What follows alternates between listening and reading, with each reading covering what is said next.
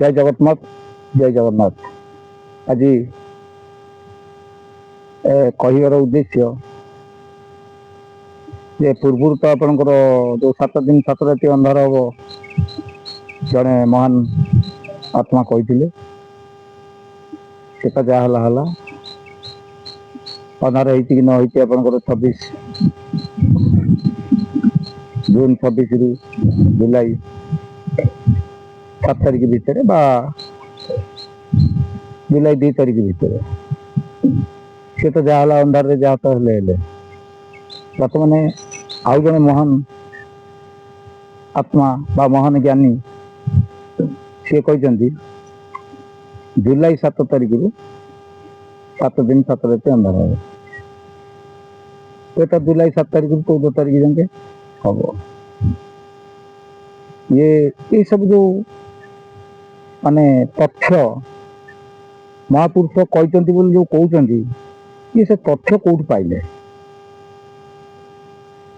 जो तथ्य कहते महापुरुष लिखिं महापुरुष कौटी लिखी कौ कागज लिखी कि आपंकर से तालपत्र पोथी लिखी कि कौटे लिखी कि केमी पाइले ताने महापुरुषंकर बा भगवान बरपुत्र होती ये कलिजुग शेष हम यह सत्य महापुरुष लिखिं कलिजुग शेष हेब यह सत्य आकु काटी हेनी किंतु मु भावुची ये विहन रे कारण ये जानी अंधार हवा पूर्व कौट जा रे गुंफार रे कि आपणकर माने अलग को ग्रह रे से निश्चिंत जानी न जानते केमी कहते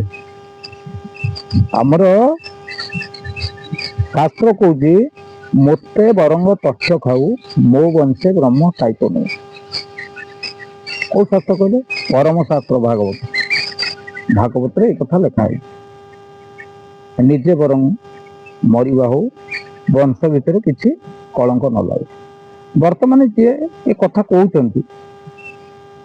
से चिंता करने दरकार तांको कथा को हजार हजार लक्ष लक्ष लोक शुणा माने चातकतारे जमी वर्षा को अनेक बाणी शुणा सेमती अनेक रोचे अच्छा तांको जो भयभीत करेगा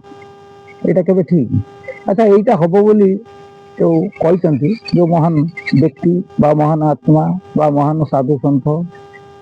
बा महापुरुष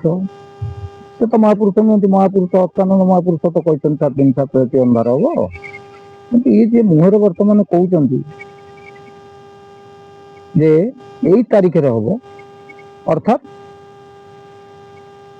जुलाई 7 तारिख हम गोटे डेट जून 26 तारिख पलैगला 26 ना 27 आ मोर मन पड़ूनी पुणी गोटे डेट रही आपंकर जुलाई 7 तारिख अच्छा यही कहवा द्वारा कौन ज्ञानी हो गोटे कथा मु कहूँ दूर देखिए जोड़िए फूल फुटे धला फूल गोटे है तराट फूल आ गोटे है मल्ली फूल 500 मीटर दूर देखिए हे तो बहुत ज्ञानी लोक अच्छा से जानीदे तराट गछटा बड़ गछटा मल्ली गछ टी छोट गछ किंतु तराट गछ छोट गछरे भी फुल फुटे मल्ली गछ ठारू आउरी छोट गछरे भी तराट फूल फुटे जदि कहिबे कि देखदेवी आम घर पाखे अच्छे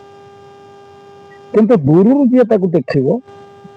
से कौटा तराट गछ आ कौटा मल्ली गछ निरूपण करिपारिबो नाही कारण ये धड़ा सी धड़ा तराट फूल धड़ा मल्ली फूल धड़ा हे तो पाखक गले जना पड़ो जे यार टे अधिका पाखुड़ा कौन मल्ली फूल अधिका पाखुड़ा जना पड़े आउरी अति पाखक गले छिंडेले तराट फूल गोटे छिंडातु से तराट फूल को छिंडेक फूल फूलर माने स्वाद माने कौन फूलटा कि प्रकार से जानी नहीं मल्ली कौटा जानी नहीं कि तराट कौटा जानी नहीं ताकू जदि तराटा कहीदेव मल्ली सी मल्ली बोली भावी नब आ मल्लीटा को जदि कहीदेव तराट बोली भावी नब किंतु मल्ली फूलर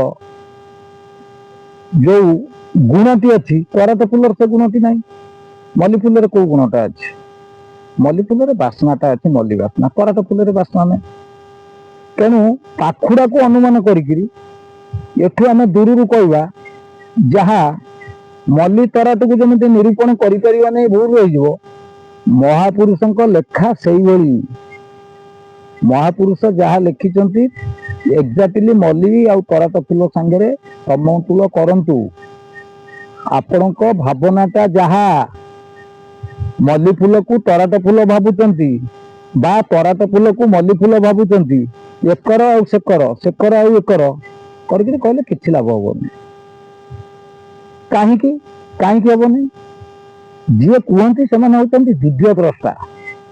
पंचसखा आसले दिव्य द्रष्टा पंचसखा भगवान पांचटी अंग भगवान पांचटी अंग हेले पंचसखा पंचसखा हेले पंच माने आपणकर पंचभूत पृथ्वी आप तेज वायु आकाश पंचभूत खनि देह प्रकाश। अच्छा आमे साधारण जीवन टे नहीं आसे केते आम जीवन कौन हो आम देशवासी मानू बा मानव समाज को बा जीव जगत को आम सहत शिक्षा कौन ये दबा अंधार हो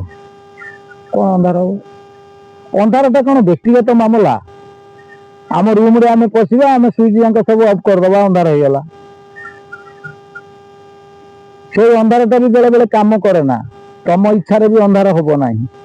केमिति हम नहीं ना लाइन जदि नथिबो पूरा अंधार तमर आउ स्विच मारिक अंधार कर किसी आवश्यकता पड़ो ना तेणु तुम जब अंधार पहुंच लाइन पूरा कटिज अंधार हो कौन अंधार हम ये जीवन अंधार जदि होल से आपंकर ये स्विच मरार किसी भूमिका रहा आमर जो मानव समाज को एमती कथा कहवा दरकार बहुत प्रवचन शुणुंट बहुत आपंकर सब जिन बर्तमान यूट्यूब पलि आस सब प्रवचन ठार पाला जहाँ खोजे यूट्यूब सब पाइबे किसी असुविधा नहीं जहाँ खोजे पाइबे से पाईगले पृथ्वी ग्लोब जोटा अच्छी आम मानचित्र से मानचित्र चारिकड़ को बुले तुले देखी देख आम भावी आम पृथ्वी परिक्रमा करगले ये कथा पूरा भूल आमर पुराणा लोक कहते हस्तगत पोथी परहस्त धन परहस्त धन थी आपण कतिक आस धन को कम लगे तादेह किसी ग्यारंटी ना कहे मोर से लोक उपर धन अच्छी से मत दब से लोक जदि नती अर्थ नतीक जीवे माने धमका चमका जहाँ करवा कथा करेंगे ना आईन कानून आश्रय ने धन नथिबो धनटा ठीक समय पाइपर कि पोथीगत विद्या निज पोथी या लिखाई आपड़ पढ़ी ना पढ़ले सीना कहे पोथी की खाली रखिक पूजा कले धूप देकर पूजा करिया पृथ्वी ग्लोब मानचित्र को देखा दीटा कथा सामान मुझे पोथी रखी आमर केते वक्ता भी कहते मत पोथी प्राप्त होती प्राप्त है तुमको प्राप्तटा केमिति है आकाश खसी पड़ा ना माटी तलू बाहर ना तुमको निर्देश है जन जन कहते मत एमती निर्देश है मुझे अमुक जगह जाकि पोथी नहीं आसली तुम कौन निर्देश है तुम कौन कंस कंस को बिजुली कन्या शून्यवाणी करते कहले मत सीना पचारू तू मत तो किसी कर मोर तत्व जे मार से गोपरे बढ़ू कहीं गोपरे बढ़ी गोप कथा जो कहगला गोपरे जिते प्रकार कंस तार विधि व्यवस्था जहाँ अच्छी सब जाक चलईगला पूतना ठार आरंभ कर सकटा बकटा पर्यंत सब पठेगला हेल्ले कृष्णकर कौन है कि जो ज्ञान टी भगवान तुमको देइचंदी कृपा करी से ज्ञानटा तुम्हें समाज रे चेष्टा करो तो हजार हजार लक्ष लक्ष लोक तो अनुप्राणित करें जन को अनुप्राणित करने चेष्टा कर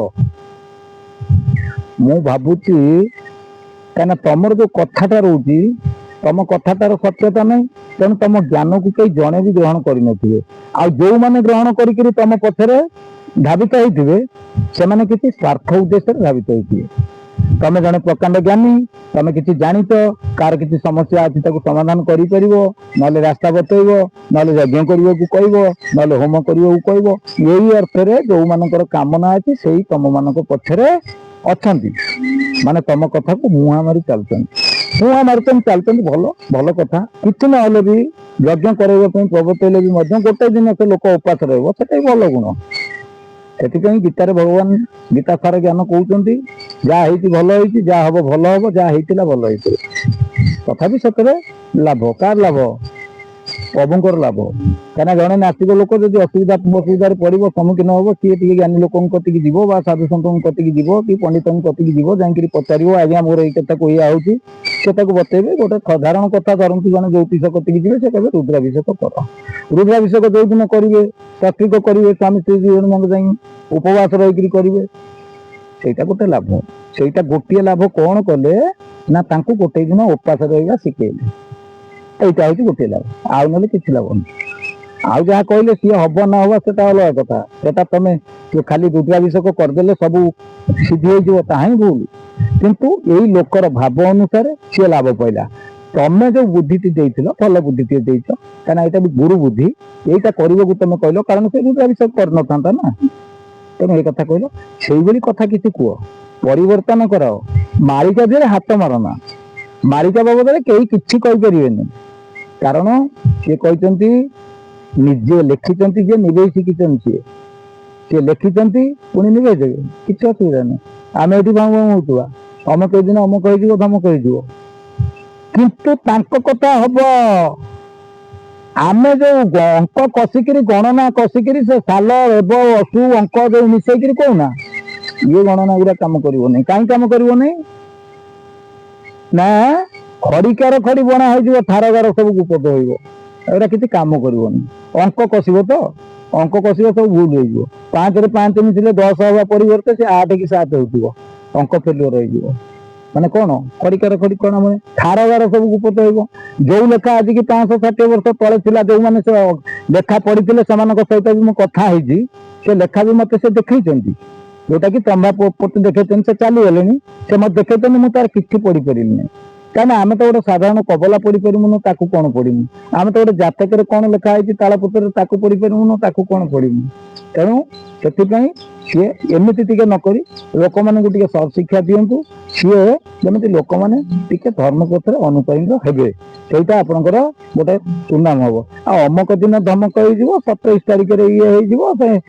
7 ତାରିଖରେ ଅନ୍ଧାର ହେଇଯିବ, ଏ ସବୁ ଜିନିଷ ବନ୍ଦ କଲେ ଭଲ ହୁଅନ୍ତା। 7 ତାରିଖରେ କିଛି ହବନି, ମୁଁ ବି ଆଜି କହୁଛି